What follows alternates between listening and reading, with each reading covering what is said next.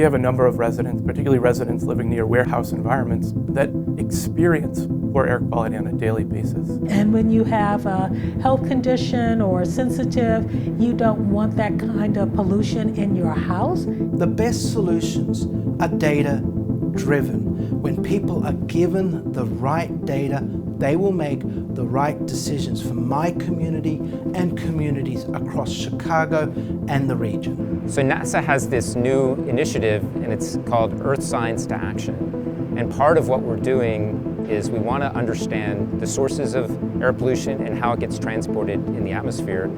And these stakeholders are able to make the air safer to breathe. Ground level ozone, it physically burns your lungs.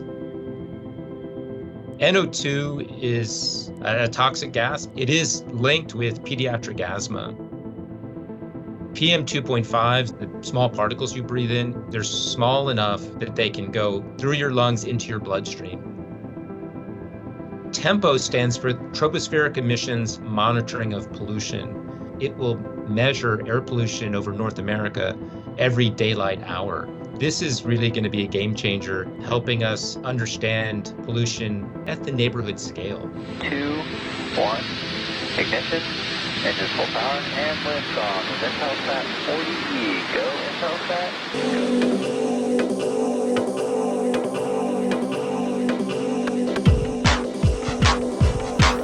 Today's a really exciting day for both NASA and NOAA.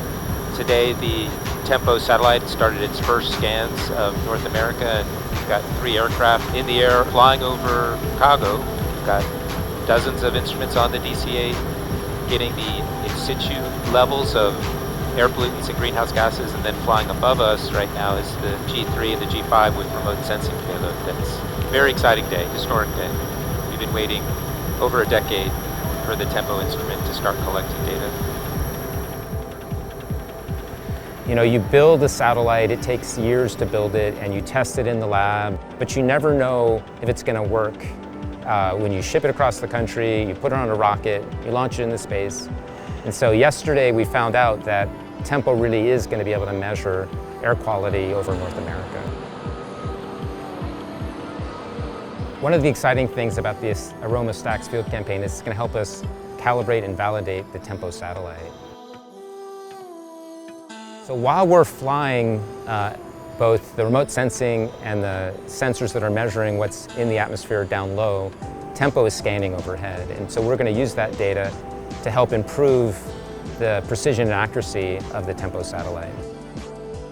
We're on an airbase, Wright-Patterson Air Base in Dayton, Ohio. There's jets taking off and transports taking off, and we have hundreds of people here. We want to understand the sources of air pollution and how it gets transported in the atmosphere. And what's wonderful is we'll work with our partners at EPA and NOAA to help make sure that NASA and these stakeholders are able to make the air safer to breathe. If there's one takeaway from this mission, what we want to learn is how can satellites help us address air quality issues. We have this new asset into space with TEMPO, and it'll be operating over the next few years. So this is a pathfinder for us to integrate these types of measurements into air quality decision making. So there's a lot of people that are doing research in the community, and as we partner up and put our assets together, we can actually do something bigger than any individual component could do alone. Right now in the United States, the EPA has air pollution monitors in certain neighborhoods around the US, but we don't know the air pollution in every neighborhood. The TEMPO satellite is going to get every hour during the daytime. We'll see how pollution changes from the morning to the afternoon to the evening. We'll see pollution get transported from one neighborhood to another, and we'll be able to see where we don't currently have monitors, so we'll get a good picture of environmental inequalities.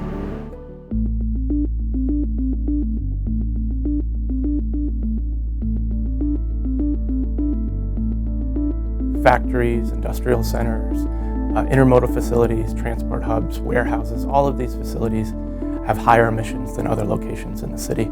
Certain communities don't have the ability to influence decisions on where these facilities are located. Because of that, many of these facilities are located in disadvantaged communities. which is an environmental justice issue in the city. One of the interesting things about Chicago is that we're rapidly advancing our ability to characterize air quality in the city. And one of the things we're learning is that the observations that we have don't necessarily agree with the lived experience of some of the residents in the city. My family members, we all have asthma. And so air quality is really important because we live in a hot climate, and that you want to open up your windows, but you know if you open up your windows, not only are you going to get wind, but you're going to get polluted wind. And when you have a health condition or sensitive, you don't want that kind of pollution in your house. Your house is your sacred space where you can be joyful and well in. Chicago happens to be the largest freight hub in North America, which means we have a whole bunch of heavy-duty vehicles coming through, a number of warehouses. And as they sit and idle, they'll be polluting in their environments. And if you happen to be a resident in a warehouse environment, you're going to be exposed to that much more pollution. We have adjacent communities. They have much higher street traffic from trucks, and the pollution there is off the hooks. And you just walking down the street, you see truck after truck after truck. And so those are in underserved neighborhoods. They have to live with a high level of day-to-day pollution. It doesn't take Canada being on fire for them to suffer.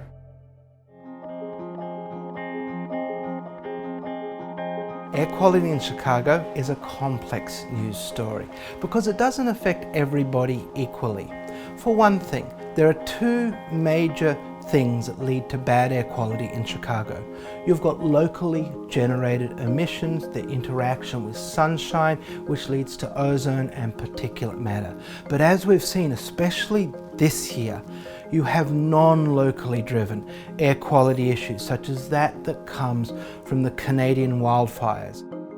So Tempo is an amazing instrument. When we talk about both climate models that DOE runs and spaceborne missions that NASA runs, it's like your digital camera.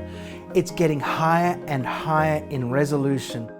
That's why we are partnering with the AEROMMA and STAQS missions over Chicago. We're really creating actionable data that will really make a difference in people's lives.